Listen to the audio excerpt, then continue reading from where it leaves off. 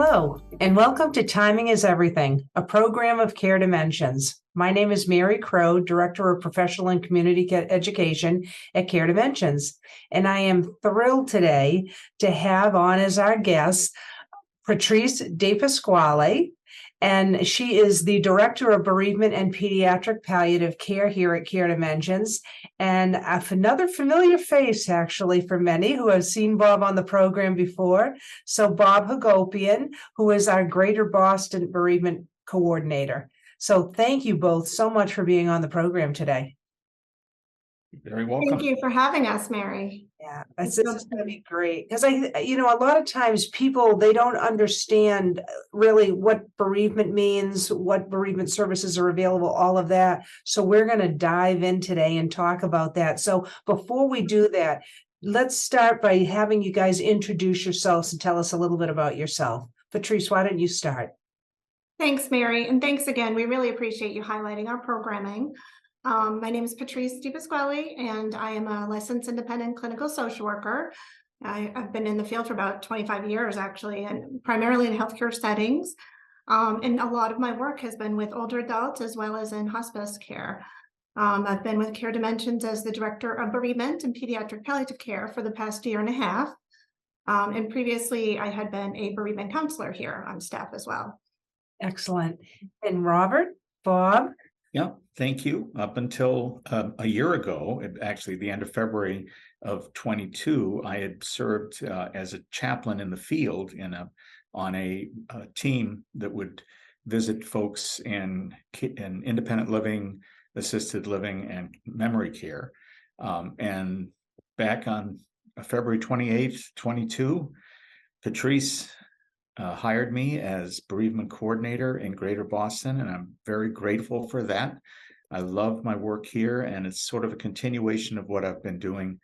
I've been in ministry for 25 years, and so bereavement counseling and bringing comfort to people is sort of second nature to me. It's who I have always been. So I'm grateful to be here and to be working with such a great team. Thank you so much. So let's dive in. What services are offered for grieving loved ones of hospice patients? Thank you, Mary. Under the umbrella of our bereavement department, we really do have quite an array of services, and Care Dimensions, I believe, offers one of the largest and most comprehensive bereavement programs in New England. We have essentially, we have one-to-one grief counseling available with our professional clinicians, licensed clinicians who are, have a lot of training and specialization in grief counseling and grief and loss. We also provide support groups. We have supportive phone calls by bereavement volunteer callers who do check-ins periodically through the year with the loved ones who have lost someone on our service. And then we have a lot of events such as Service of Remembrance, which we host twice a year in the fall as well as in the spring. Am I leaving anything out, Bob? No, I think you've covered it very well. Yeah. There is such a dynamic and a dimension to our services. Many people may not be aware. So this is why we appreciate, Mary, you having us on the program so we can better inform them. Thank you.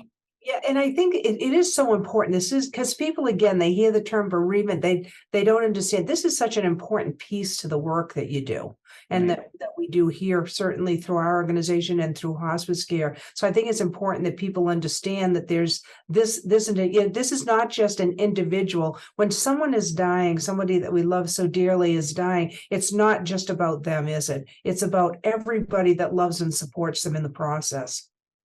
Absolutely. And people can access our services at any point.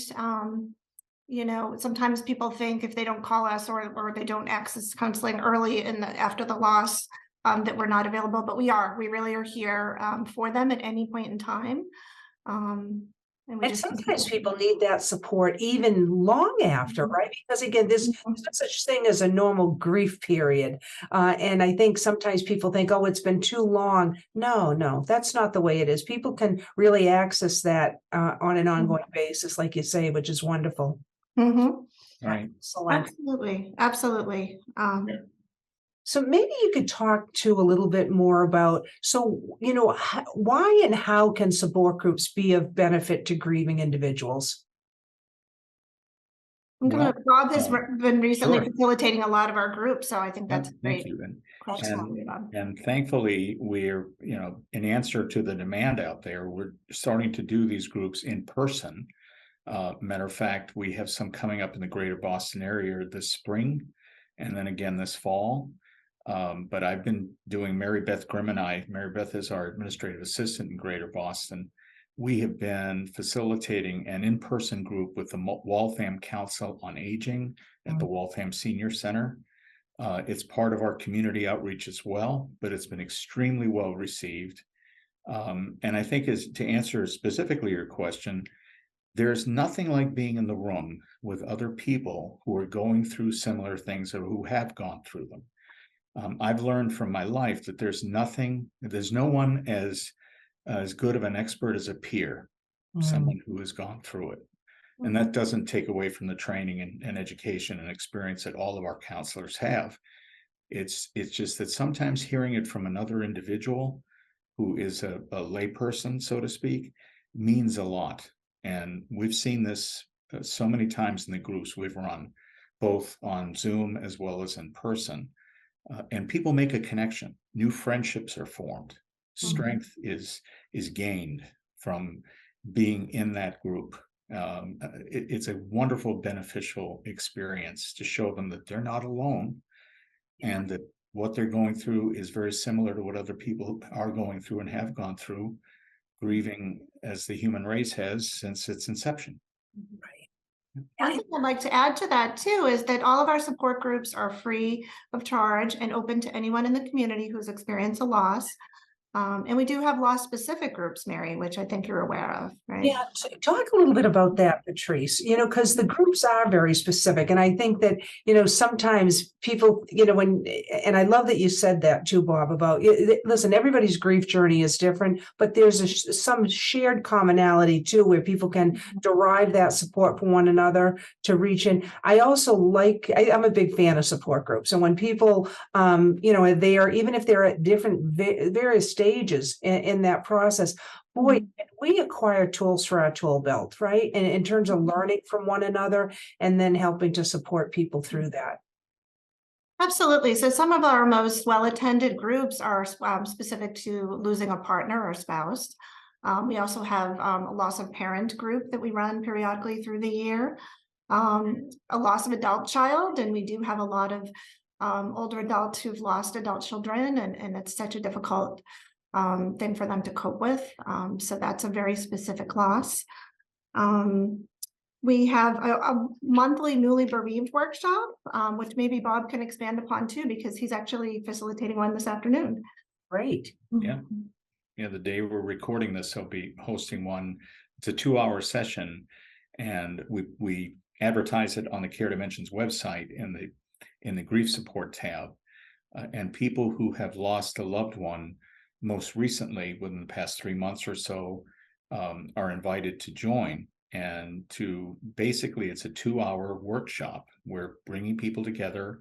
We do education, we do sharing, and we're trying to bring them a sense of hope that they are beginning or in the process of the early part of their grief journey. And it's just, again, part of our outreach and being able to help people and bring people together. Yeah. I know that we probably will talk about the child life services as well, but I think the important thing too to remember about our bereavement services is it is intergenerational, and it's not just for older adults. It's also includes children, and children have such a unique grief experience to them. And so we want to make sure we understand. We have an incredible child life group, and we just are so happy that they're doing what they're doing. And to put in a little plug, maybe we're thinking, Mary, you might want to consider featuring them on one of your Would programs. love to, actually, would love to do that. I think, and again, it is, right? There's that children do grieve differently. So I think it's important that we do a special program and we'll talk a bit about it today with us. But I definitely want to do a specific program on just that so that we can understand better really what can be offered for children that are grieving. Because I think there's a lot of misconceptions about that too, right? That children don't understand and that they don't grieve or that they're protected from that. Far from true, isn't it? Absolutely. I've worked with children in my 25 years in ministry in the parish. Children know more than we give them credit. And sometimes their wisdom can be a help to us. Their simple way of seeing things and their open hearts. I mean, it does make a difference. I'd like to put in a plug for our colleague, Sammy McCarthy, who has done an outstanding job managing the Child Life Services now, and she has a great team of people that are helping her.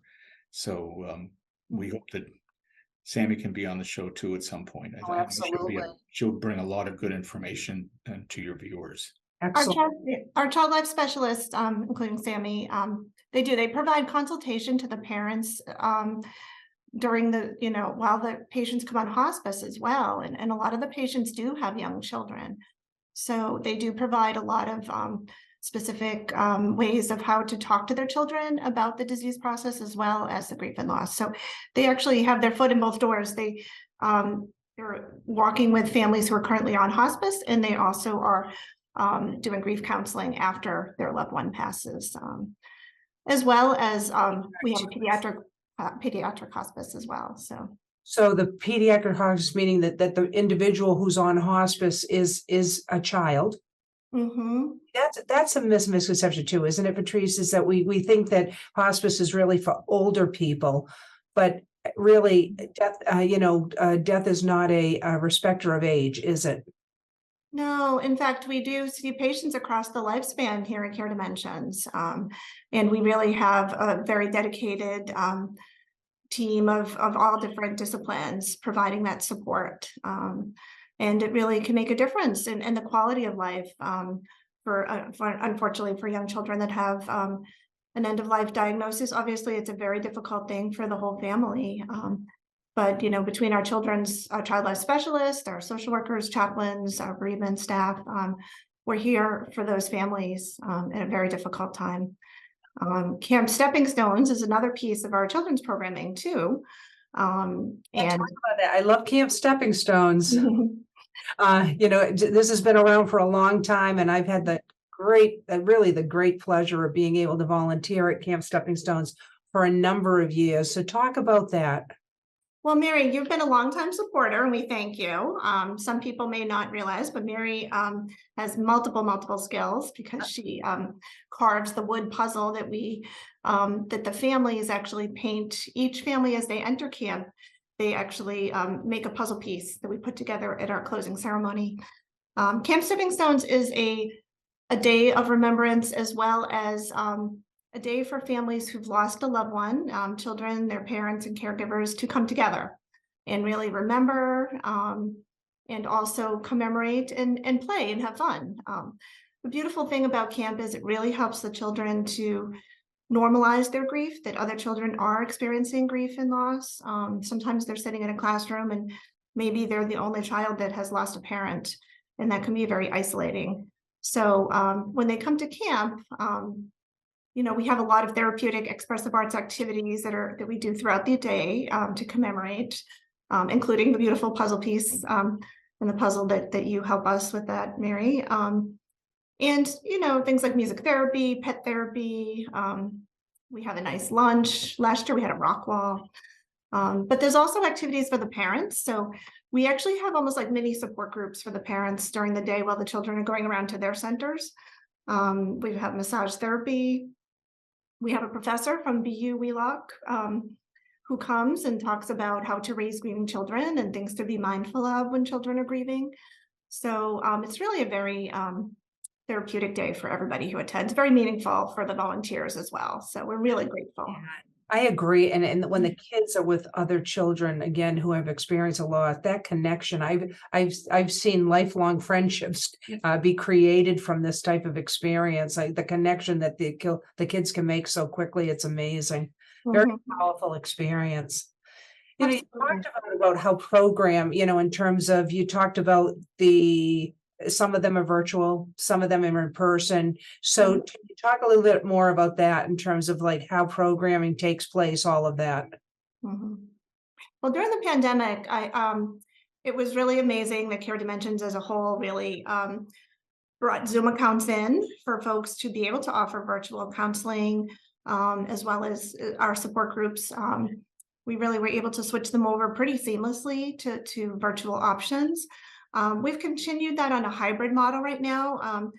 And because really a lot of folks are telling us when they're working during the day that, for them to log on later in the afternoon or the early evening for support group, the Zoom option or the virtual option is really very helpful and allows them to attend. So this is why, as a program, we're continuing it as a hybrid option. And I think there's benefits to both, which I think Bob, again, he's been facilitating a lot of groups. So, the convenience of the Zoom and the virtual options. We have people joining all the way from Worcester, all the way down from Canton, who maybe would not have come to our office spaces in Waltham and Danvers previously. So our outreach is very large. It's wonderful. We had hundreds of people attend our groups last year. Wow, Yeah. that's great. Yeah, it does reach a lot of people, which is so important. Mhm. How can people learn more about the groups being offered and how they can register? All of our groups, we do post our monthly calendar on our website.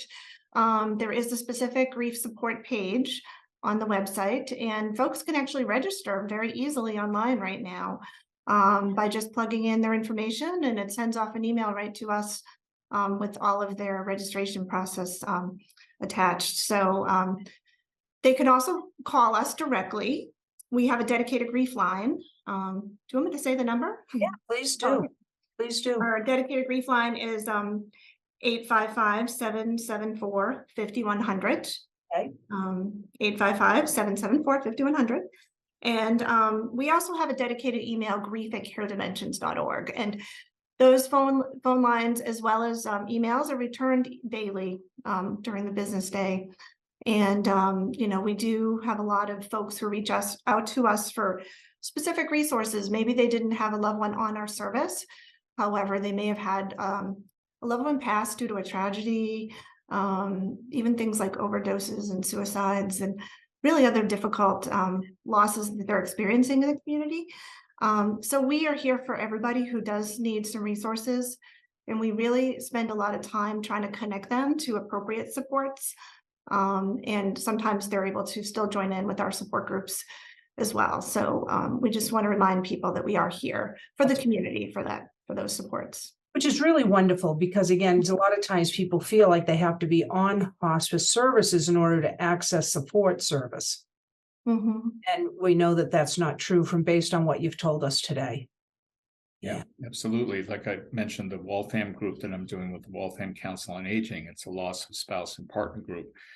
We really serve our communities, and we're called upon at times as the bereavement team to help out with, say, critical incidences that may happen in the community that affect a community. Sometimes our expertise is called upon, and we of course provide support over the phone, whatever way we can to help out, because we are part of the communities. We serve these communities. They mean everything to us.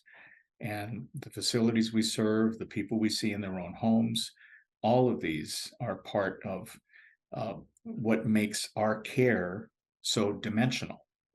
Pardon I love the pun. that, Bob. Yeah. But And it it's all really about is. community, Yeah. isn't it? It's all about community. How do we hold each other up during the tough times? It's all about that. How is our program supported?